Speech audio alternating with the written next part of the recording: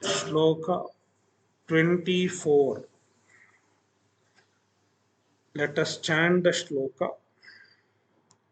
Avyaktam vyaktimapannam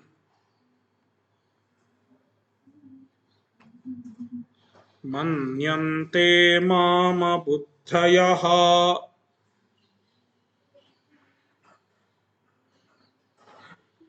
param bhavamajanantaha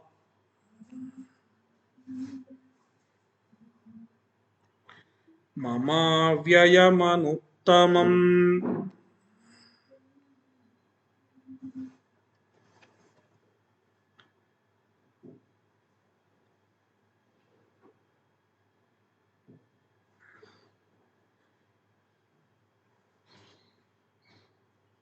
Very few people take refuge at Paramatma. Very few people really seek Paramatma.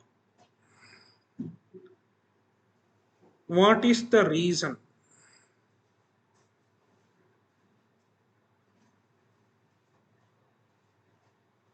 The reason is people have their own aviveka, the inability to recognize the greatness of Paramatma.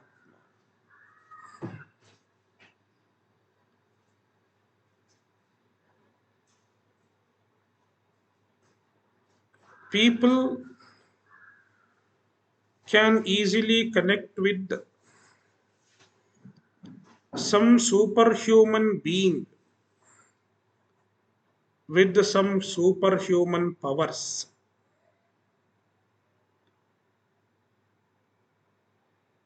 Our Shastras introduce many superhuman beings with special powers. They are known as Devatas. All these Devatas are limited in nature. They are not infinite. They are not eternal. They are not asamsari. Even the Devatas are samsaris like us. As much we are samsari, even the Devatas are samsaris. But they have some special power. And the human beings can worship them. Human beings can pray to them. And they can bless with some limited results.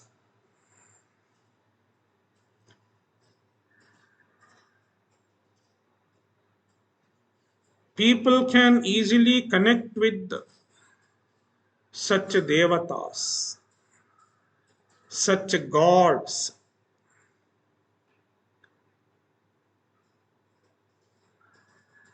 But many people, even though they are religious, even though they are religiously inclined, they fail to understand the presence of Paramatma. Paramatma is not a Devata. Unlike the Devatas, he transcends all limitations. He transcends samsara. He is the all pervasive reality.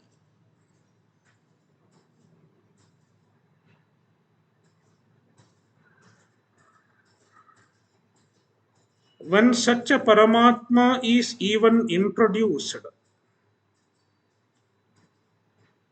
people think even that Paramatma is like another Devata,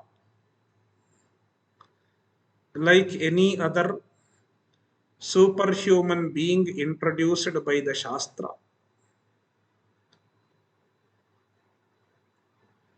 In this verse, Bhagavan is explaining how people fail to understand the greatness of Paramatma. Instead, they mistake Paramatma also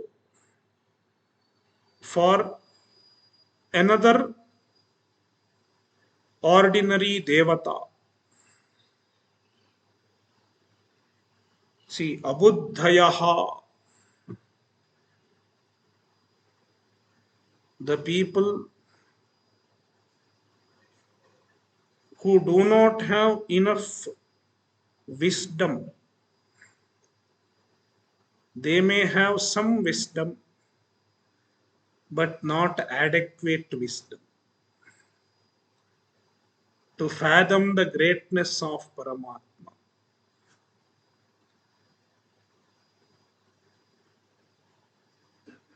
Mam Mama Avyayam Anuttamam Parambhavam Ajanantaha.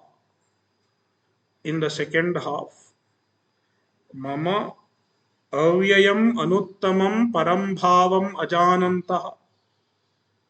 They do not understand my ultimate nature, my true nature, the true nature of Paramatma, which is Parambhavam. The nature of Paramatma is a Para. Para means it transcends samsara.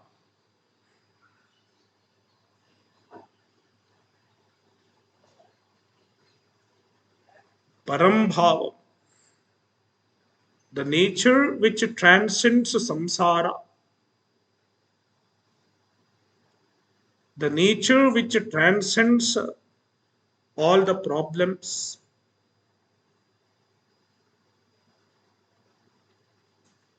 and it is avyayam, free from changes, free from loss, means eternal, not time bound, and therefore anuttamam, it is the supreme, the unsurpassable.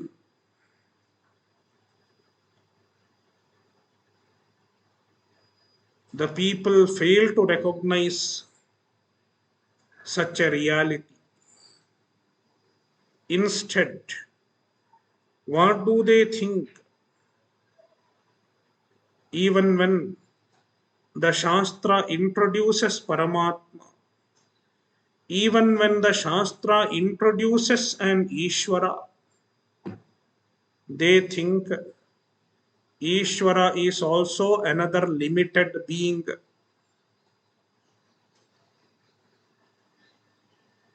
who is generally unmanifest, generally stays in a higher loka, in heaven. But sometimes he sends a messenger,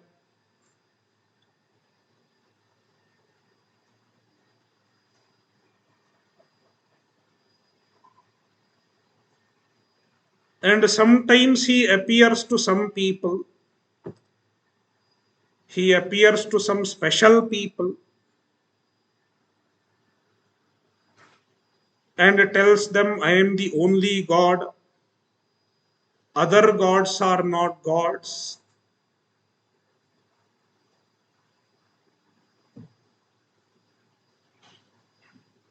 So, Mam, Avyaktam, they think I am Avyakta, generally unmanifest, generally stays in Swarga, in heaven, and sometimes Vyaktim Apannam, sometimes manifest. The God expresses, shows His presence, Manyante, they think so. This is a primitive understanding of God. In many religions, they have a primitive idea of God. God is in heaven. They don't have the idea of Paramatma.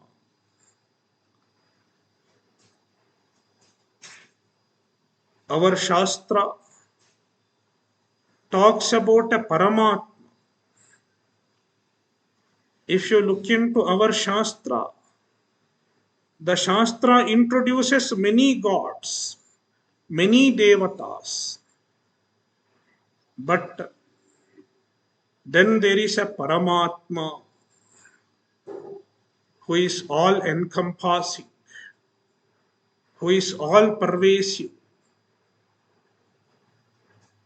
and who transcends samsara, the infinite. But then there are religions who do not have the idea of a Paramatma.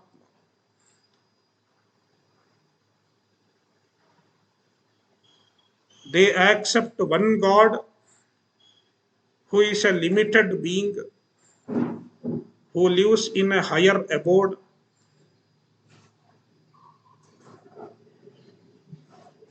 in an abode above the sky, and he has some special powers.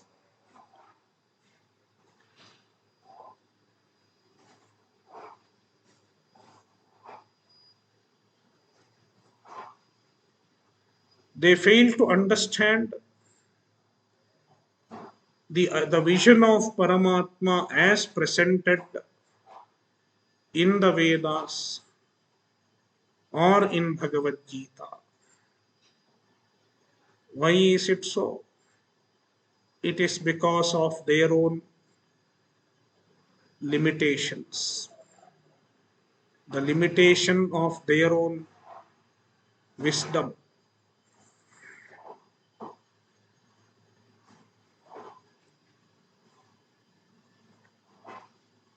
Shloka 25. Naham prakashas sarvasya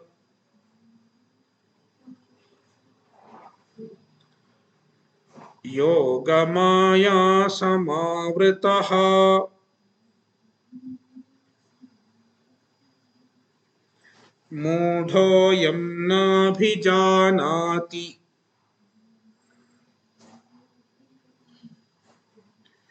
loko mamajamavyayam.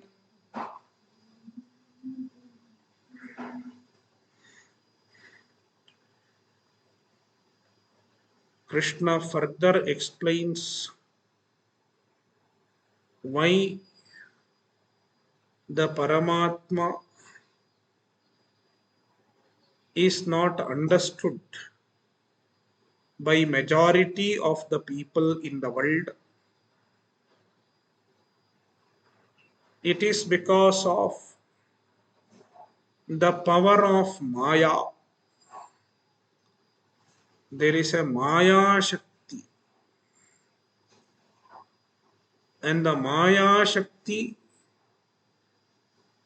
hides the nature of Paramatma. Therefore, Aham Yoga Maya Samavritaha, I am hidden by Yoga Maya. the Maya Shakti. Therefore, Aham Sarvasya na Prakashaha. I am not evident to everyone. Everyone cannot fathom Paramatma. In fact, many people cannot even recognize the presence of Paramatma. It is all the power of Maya. Therefore, Ayam Mudhaha Lokaha Mam Ajam Avyayam Na Abhijanati. This Loka, the ordinary people in the world,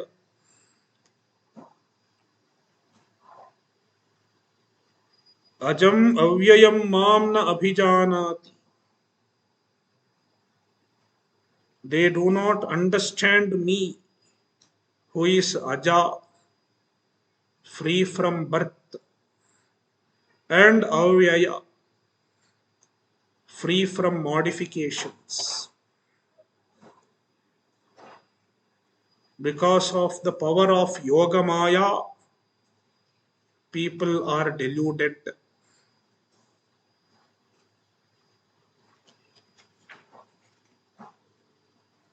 Shloka 26. Vedaham samatitani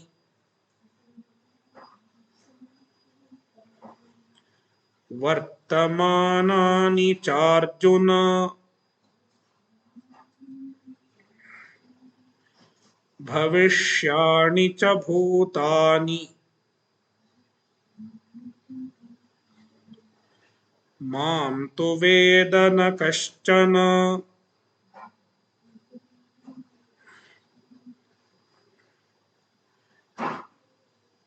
The Ishvara is Sarvajna,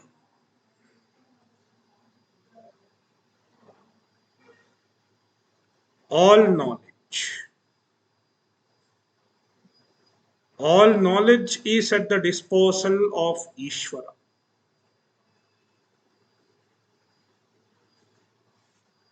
And all knowledge involves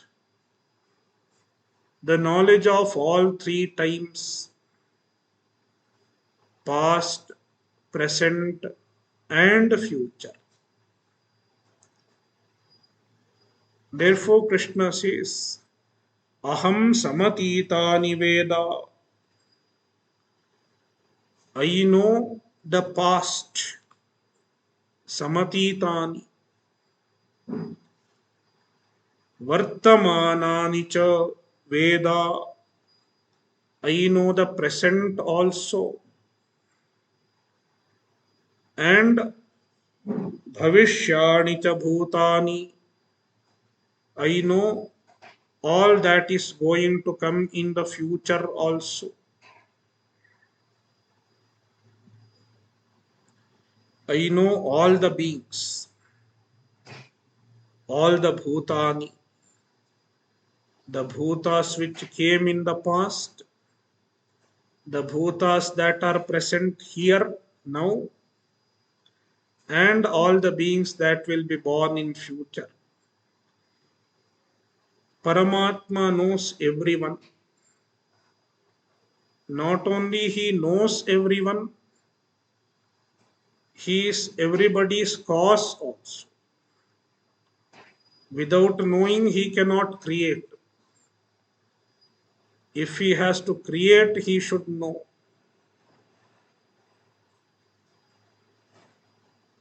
Being Sarvajna, he is the cause. Everything comes from him.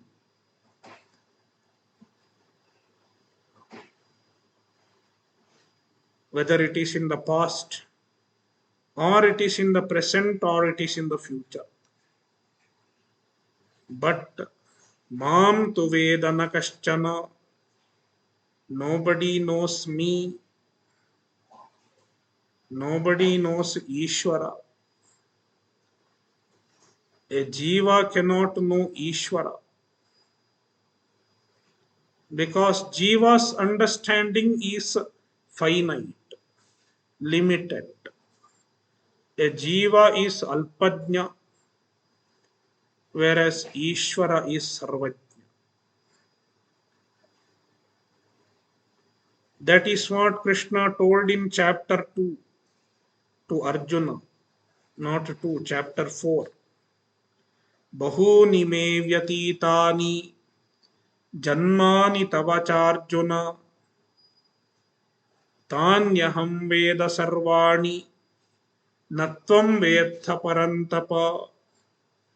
O Arjuna, both me and you, we had many janmas, but I know all of them. All of them means all my janmas as well as all your janmas. You don't know any of them. You don't know even your own past janma.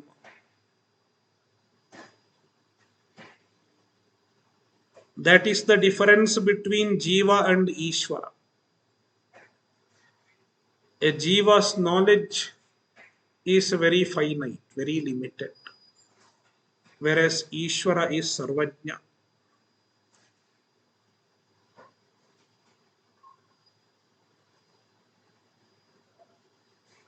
Since a Jiva's ability to understand is limited, many Jivas fail to recognize Ishvara.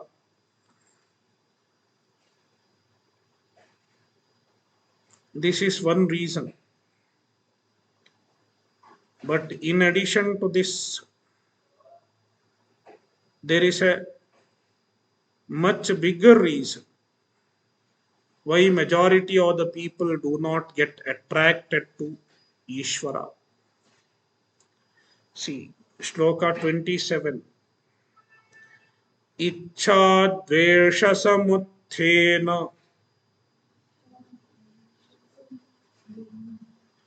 dvandva mohena bharata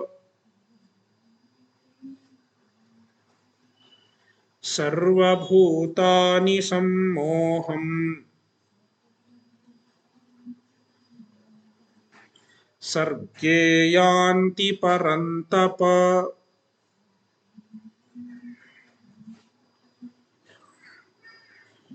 He Bharata, O Bharata, Arjuna, the descendant of Bharata,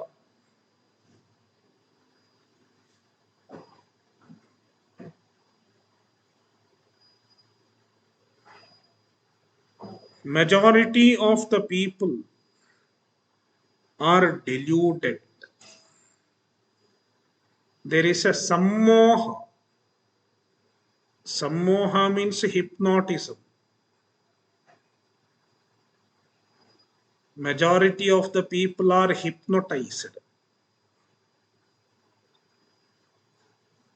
In fact, people think Vedanta is a hypnotism. But Vedanta is not a hypnotism. It is a dehypnotization. Bringing a person out from hypnotism. In fact, most of the people are in a way hypnotized. Hypnotized to believe that the world can give pleasure. The material objects can give pleasure. The material objects can give permanent happiness and permanent security. We are hypnotized to think so. That is what Krishna is telling. And what is the cause of this hypnotism?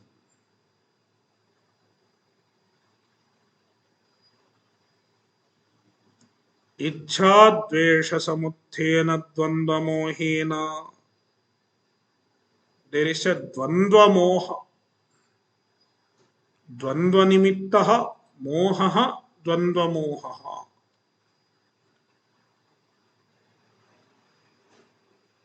Dvandva means pleasure and pain, the pairs of opposites.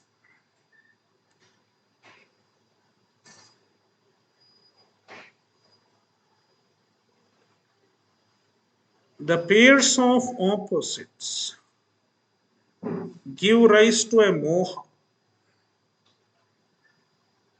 a delusion.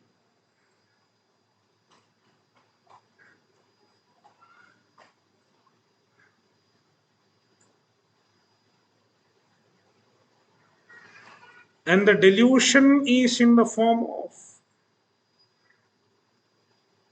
expecting something from a source where it is not available. For example,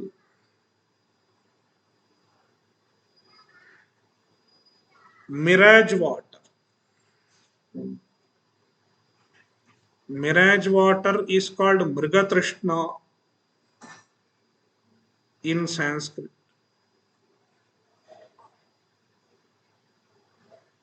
Why it is called Mrigatrishna? Because a mriga, a deer, a deer is called mriga.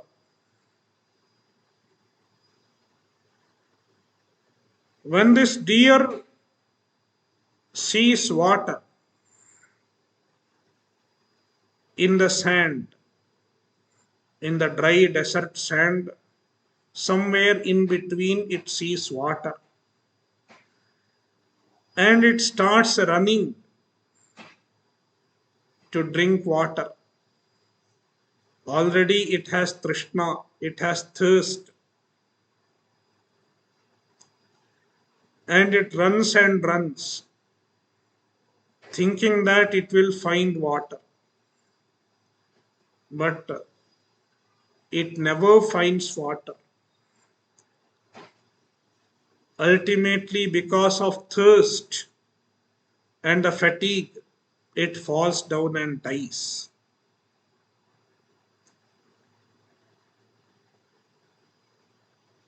Seeking water in the mirage is a moha,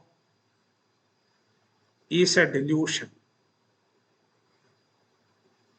Likewise, the people seek happiness, and that too permanent happiness, from the material world. In fact, the objects themselves are not permanent. Then how can they promise permanent happiness? None of the material objects are permanent.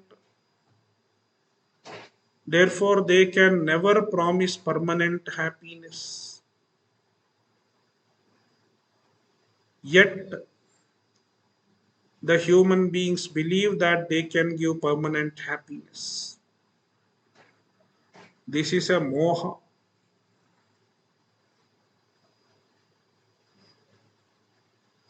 And this moha is brought about by ichcha and dvesha. Ichcha dvesha samuthena. Ichcha, desire, and dvesha, hatred, which is generally called ragadvesha. Ragadvesha gives rise to delusion.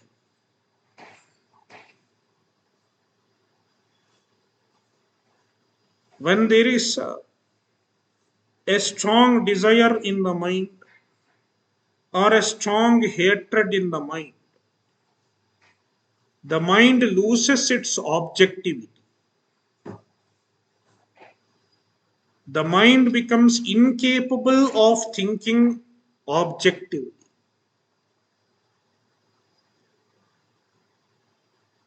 Instead, the mind starts projecting.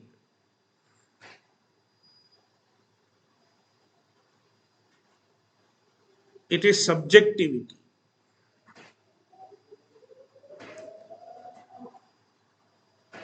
It loses sight of reality.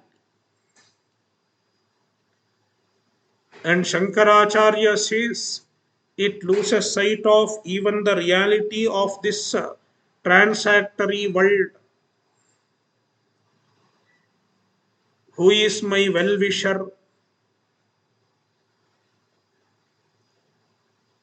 Who is deceiving me? Who is manipulating me?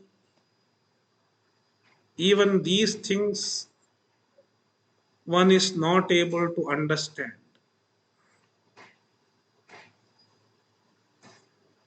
because of lacking in objectivity.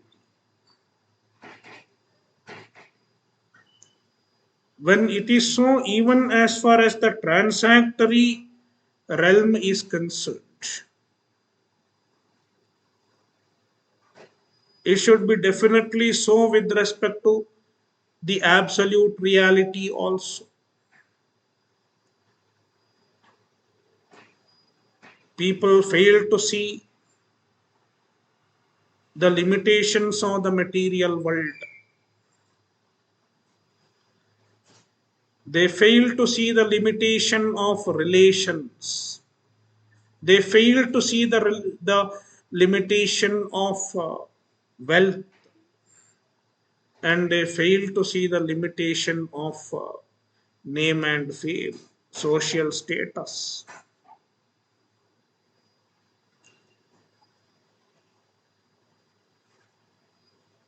It is moha, it is the delusion. Ichhadvesha samuthena dvandva mohena. Because of the delusion, sarva bhutani, everybody in the world, sarge, in this creation, sammohamyanti, they get into a bewilderment. They are confused, as though they are hypnotized.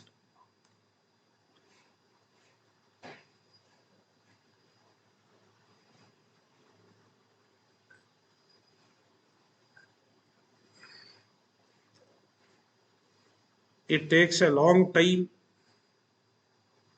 before they realize the temporary nature of the material pursuit and seek happiness in Paramatma.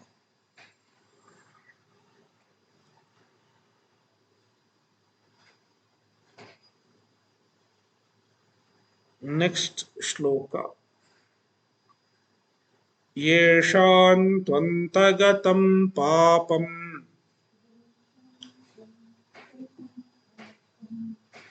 जनानां पुण्यकर्मणां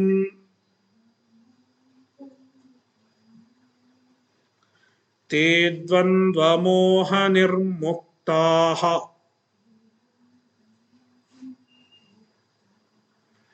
भजन्ते मां दृढव्रताः.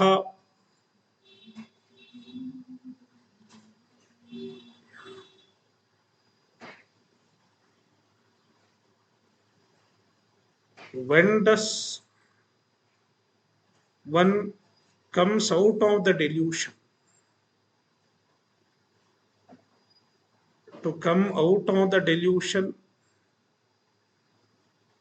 one should get rid of certain types of papa, because it is papa which blocks the objectivity of our mind. People are not able to think objectively because of some kind of papa. It blocks our thinking, it blocks our clarity. How to get rid of this papa? In order to get rid of the papa, one should do punya karma, one should do proper karma as prescribed by the Shastra. Yajna, dana, tapas. Yajno danam tapaschaiva pavanani manishinam. I keep saying this. I have to keep saying this because one should regularly do the karma, proper karma.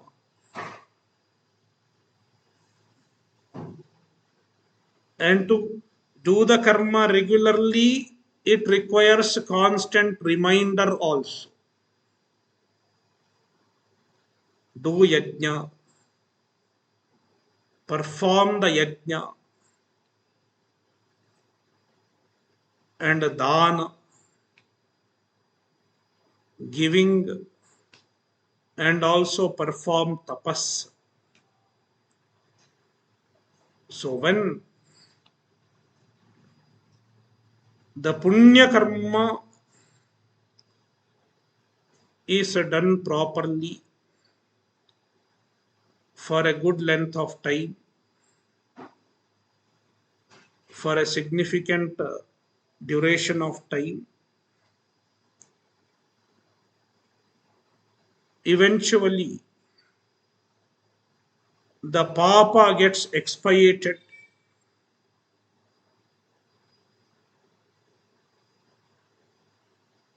the papas wear out, and then slowly clarity in thinking dawns in the mind. The mind starts thinking with the greater clarity. It starts thinking about the true purpose of life. What is the true purpose of life? How can I lead a meaningful life? What can really bring fulfillment to my life? People start thinking seriously about these questions. In fact, generally, we don't think seriously about these fundamental questions at all.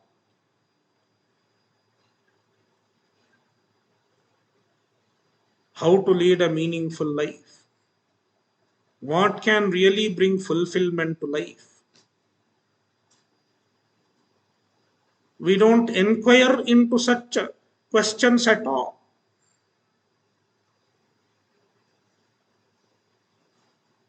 Even if such questions surface once in a while, we just shut it down. It is like putting off the alarm clock. In the morning, the alarm clock rings. Then we just silence it and go to sleep once again. It happens with many people. Likewise, even when certain questions arise in our mind regarding the meaning of life, we hardly make an earnest effort to find a proper meaning, to find a proper answer. Instead, We engage ourselves in pursuing the material goals of life.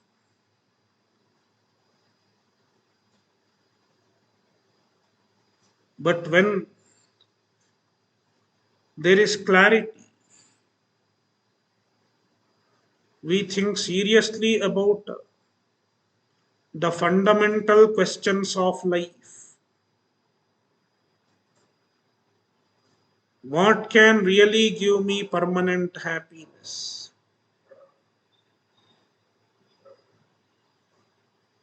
What can really make me free from the sense of limitation? When we seriously start asking these questions and seriously try to find answer to these questions, we are driven towards Vedanta. Whether you like it or not, you will come to Vedanta ultimately.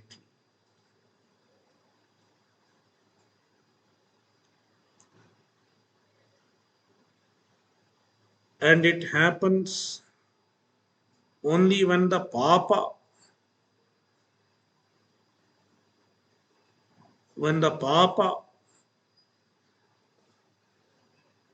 is removed.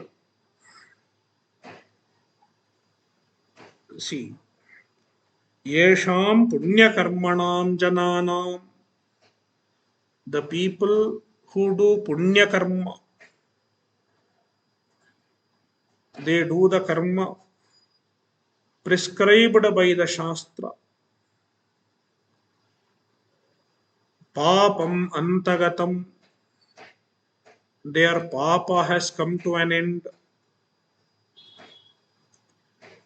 The papa which was blocking their objectivity, their clear thinking,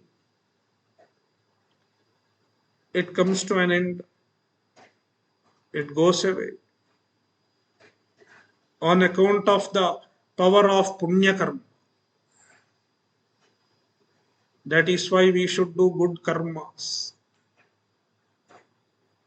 Why we should do good karma?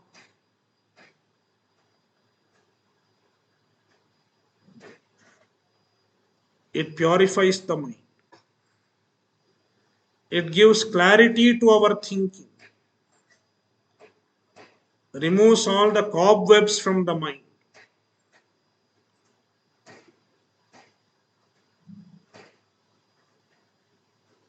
Te dvandva moha nirmuktaha, they become free from dvandva moha. They become free from the lack of clarity, the inability to think clearly.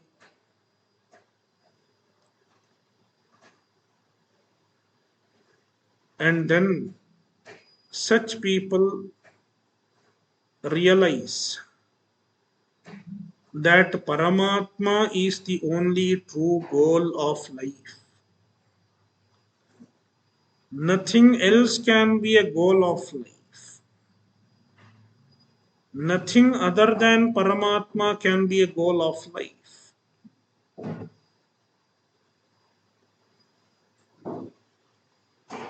When there is clarity, there is no choice. When there is clarity, there are no options. How long there is option? Options are there as long as there is no clarity. A confused person will have options.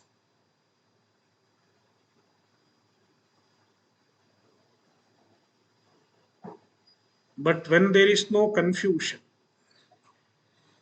when you clearly know what is good for you, all other options are ruled out.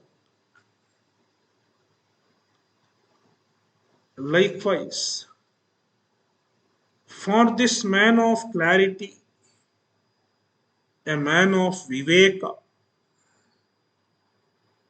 He knows only Paramatma is Nitya, Paramatma is eternal, and only Paramatma can give permanent happiness. Then he does not have any other option left. Then he takes refuge at Paramatma only. Bhajante mam dridhavrataha. Such people bhajante, they worship me, they take refuge at me. Dridhavrataha, being totally committed to Paramatma. There is absolute commitment because there is no other option left. He has ruled out all other options.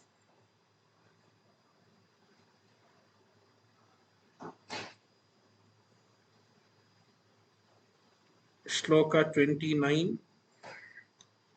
Jara marana mokshaya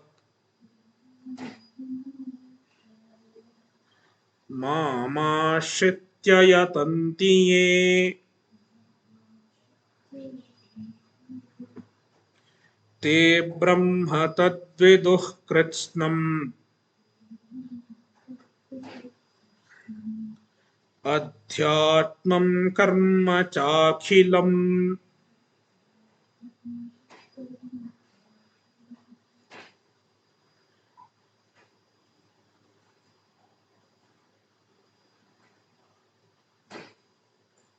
ये जरामरणमोक्षाय मामाश्रित्य यतन्ति. There are some rare people who become mumukshus. They want to get moksha.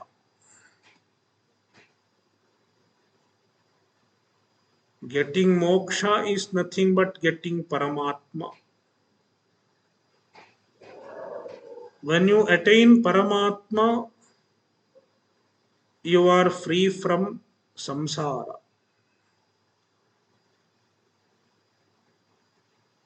One way of understanding moksha is freedom from old age, death, etc.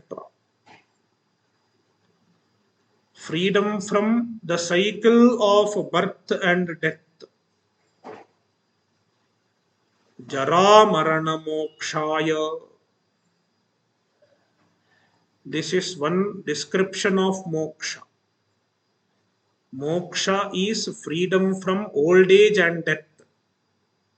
Jara means old age, and marana, death.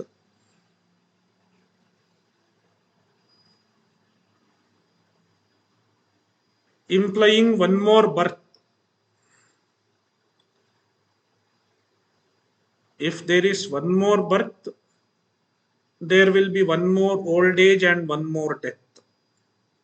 And the cycle will continue to repeat. If we have to get rid of another cycle of old age and death,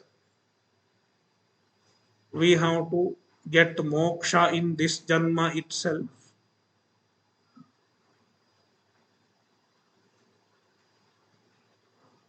And how to get moksha? Get Paramatma Jnana, get Brahma Jnana. And for Brahma Jnana, they worship Brahman, they worship Paramatma. Mam Ashritya, taking refuge at Paramatma. Yatanti, they make effort. Moksha does not happen without effort. They make effort. And then, in due course of time, te akhilam karma viduhu. They understand all karmas. They get to know all karma. All karma means what type of karma they should do in order to attain moksha. The karmas that are enjoined by the Shastra. Initially, they learn the karma. Earlier, they were not aware of what karma they should do. Sometimes it happens.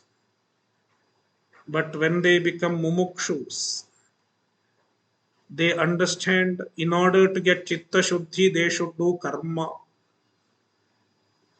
proper karma. Then they consult a guru or consult the Google.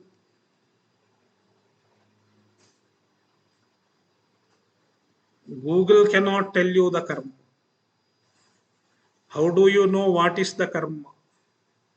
Krishna himself says, Tasmat Shastram Pramanam Te Karya Vyavasthitau. Shastra is the Praman. What karma should be done to get moksha? It is revealed by the Shastra. Therefore, keep studying the Shastra and then you will get to know what kind of karma you should do. So then they start listening to Shastra, Bhagavadgita, etc. And then they get to know the karma, what karma I should do. I should do japa, I should do seva, I should do dana. They learn all those things. And they start doing it also sincerely. So te krishnam karma, te akhilam karma viduhu. They learn all the karmas and eventually Krishnam Brahma viduhu.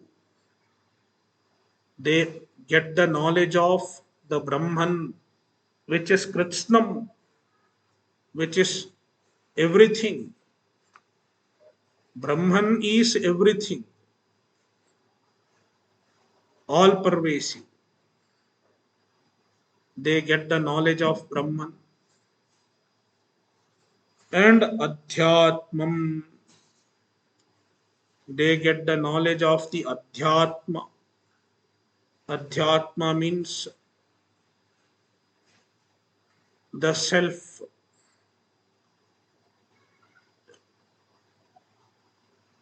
the consciousness which is there in the body and the mind, implying that they understand the oneness of Brahman and the self. The self, which is Chaitanya, which is Satchidananda, is not different from the Brahman. They get this jnana and then they get moksha.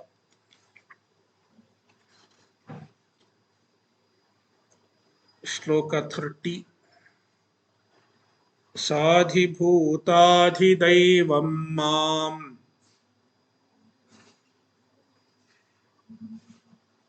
sadhiyajnancha ye viduhu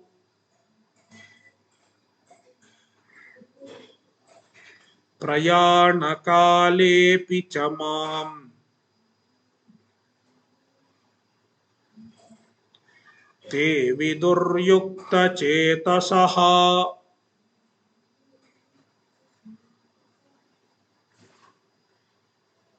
This shloka talks about upasana, the importance of upasana, the importance of meditating on Ishvara. Upasana means meditating on Ishvara.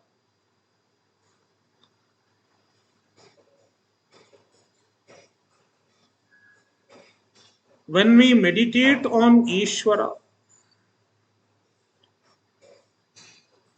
we recognize Ishvara in every aspect of our life and in every aspect of the creation.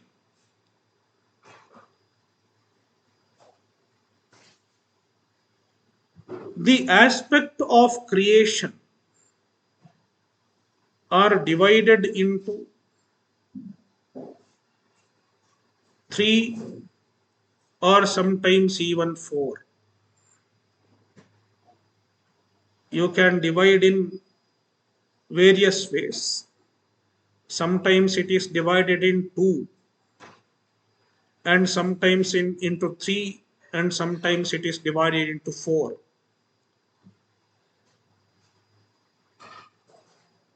Here, Krishna is presenting a fourfold division. The aspect, the creation is divided into four types of aspects. One is Adhyatmam. Adhyatmam is pertaining to an individual's body. The cosmos pertaining to our individual body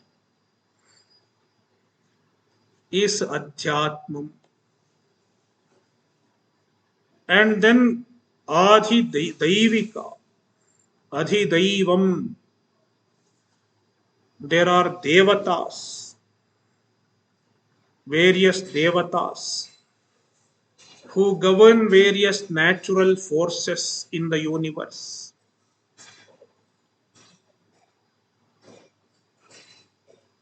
The aspect of the universe pertaining to the Devatas is called Adhidaivam. And then Adhibhutam, there are Bhutas, all the beings, various beings, which include various human beings, animals, plants, everything. Various Bhutas, various beings. It is another aspect of creation. Generally, they talk about these three: Adhyatmam, Adhidaivam, and Adhibhutam. And sometimes there is one more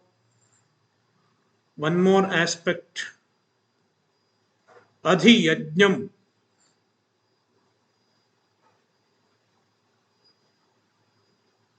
Related to yajna, the aspect of universe pertaining to a yajna. It is very relevant in the Vedic context, because for a Vedika's life, yajna is an integral part of life. Therefore, adhiyajnam. In this manner, four aspects of creation are talked about. When we meditate on Ishvara, we meditate on Him as being present and as being presiding over these four aspects of creation. Adhyatmam, He is presiding over our individual body, mind, etc. And the same Ishvara is presiding over the Devatas. He is governing all the devatas, and he is presiding over all the other bhutas, all the other beings, and he is also presiding over the yajna, the ritual, the sacrifice. That is how we recognize the presence of Ishvara in every aspect of Srishti, and we relate to the Ishvara. This is called Upasana.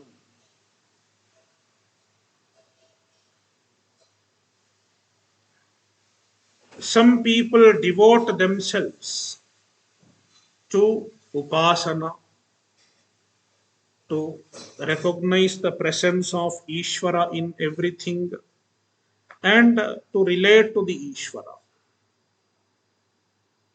to cultivate devotion to the Ishvara. It is a beautiful sadhana. When such a sadhana is done throughout one's life,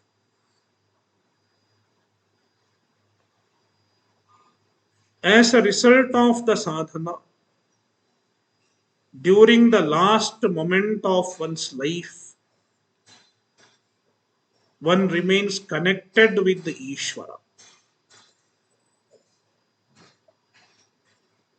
He thinks of Ishvara even during the last breath, and then after death,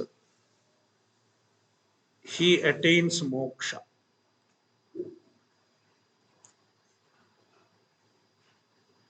See the shloka.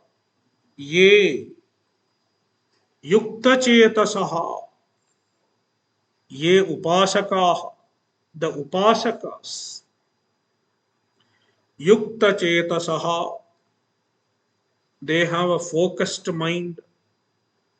Their mind is focused on Ishvara, focused on Brahman, focused on Paramatma. Mam,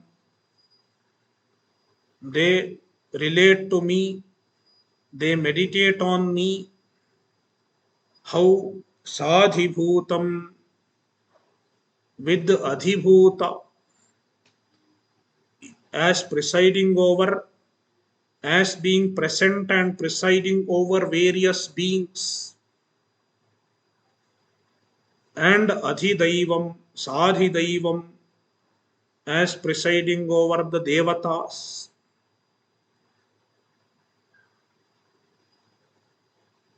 and sadhiyajnam, as adhiyajna, presiding over the yajna. We should also include adhyatma. We should bring it from the previous shloka. And also adhyatmam, the Ishvara who is presiding over this individual body. Ye viduhu, those who recognize me in everything and meditate on me. They, such people, prayana kale apicha mam viduhu, they remember me even at the time of prayana kala, at the time of leaving this body. They remember Paramatma. They think about Ishvara. They remain connected with Ishvara even during the last breath.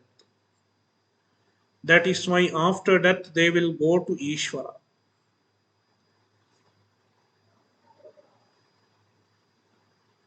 In fact, the next chapter, chapter 8, is an elaboration on this sloka.